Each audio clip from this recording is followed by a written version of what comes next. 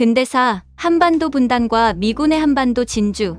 미군 정치하 민중의 삶. 1945년 9월 8일 인천항을 통해서 한반도로 들어온 미군은 일본군을 무장해제하고 점령군으로서 38선 이남의 지역에서 군정을 실시하였다. 미군정이 정식으로 실시되자 남한에서 세력을 구축하고 실질적인 행정조직을 마련한 건국준비위원회나 귀환을 준비하고 있던 대한민국, 임시정부 등 한국인의 정치 집단들은 상황이 우호적이지 않다는 것을 눈치챘다. 미군정은 한국인이 조직한 정치 집단을 모두 배제하고 미군정만이 유일한 공식 정치단체임을 선포하였다. 이는 사회주의적 단체의 설립을 용인하지 않겠다는 뜻이었다. 동시에 미군정은 경제체제는 일제가 실시하던 전시 통치제제에서 미국식 자본주의 체제를 도입하였다. 그러나 당시 시대적인 상황과 남한만의 특수한 상황은 고려하지 않고 미국적 자본주의 체제를 그대로 이식하였기 때문에 해방전국의 경제 상황은 사실상 아수라장이 되었으며 수많은 시행착오와 식량 문제를 겪을 수밖에 없었다.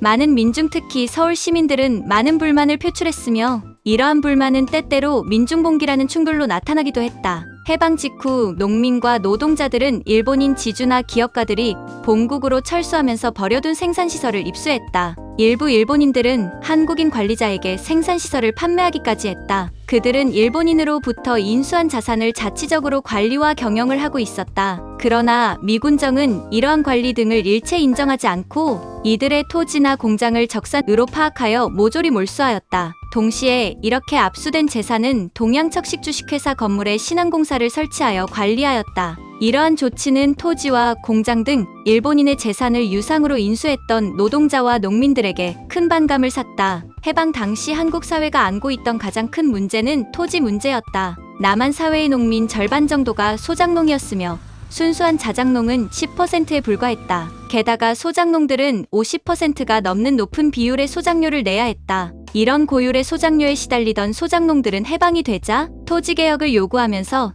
현 상태의 산적한 생존 문제 해결을 요구했다. 그러나 미군정은 소작료를 33% 정도로 낮추고 지주가 일방적으로 소작 계약을 깨뜨리지 못하게 하려는 정도로 이 문제를 무마하려 했다. 당연히 농민들은 이러한 미군정의 정책에 반발하며 토지 몰수와 재분배, 소작료 재조정 등의 내용을 담은 토지개혁을 요구했다. 미군정의 식량 정책 역시 해방전국의 혼란에 한몫했다. 미군정은 일제가 시행하던 식량 배급제 대신 자본주의적 미국 시장 자유화 정책을 고수했는데 이는 남한의 특수한 상황을 전혀 고려하지 않은 정책이었다. 급작스러운 자유화 정책으로 쌀 시장의 쌀은 모두 자본가가 흡수하여 쌀 가격이 폭등하였다. 쌀을 소비하는 일반 서민은 쌀을 구경하기도 어려운 상태가 되었고 매점 매석이 횡행하여 지주나 자본가 등은 커다란 이익을 본 반면에 많은 국민들은 기아의 공포에 시달리게 되었다. 상황이 좋지 않자 미군정은 1946년 1월 뒤늦게나마 배급제로 정책을 바꾸고 쌀을 강제로 매입했다. 그러나 뒤늦은 배급제 정책에서도 문제가 발생해 농민들에게 큰 손해를 끼쳤는데 미군정이 수매가로 쌀을 매입하는 가격은 시가의 20% 내지 30%에 불과했기 때문에 이는 생산비도 충당할 수 없는 가격이었고 이 가격으로 쌀을 강제로 매입해가는 것은 농민들의 쌀을 수탈하는 것에 지나지 않았다. 일제가 물러간 뒤 삶이 나아지리라 생각한 수많은 한국인의 기대감은 미군정에 대한 반발로 바뀌었고 농민들은 식량을 숨기거나 미군정에 대해 투쟁하기 시작했다. 불만이 쌓여 터진 것 중 하나인 철도 노동자 파업은 7월 이후 전국으로 확대되어 열차가 거의 운행되지 못할 정도였다. 철도 노동자의 파업이 9월까지 이어지자 미군정은 파업 뒤에 조선공산당이 관여하고 있다고 판단하여 공산당 간부들을 체포하기 위해 체포령을 내리기도 했다. 그러나 이러한 조치로 탄압당한 노동자들은 더욱 반발했으며 10월 1일에는 결국 대구에서 봉기가 일어나기도 했다. 대구 시민과 노동자들은 국민의 식량 문제 해결과 임금 인상을 요구했고 친일 경찰의 재임용에 반발했다.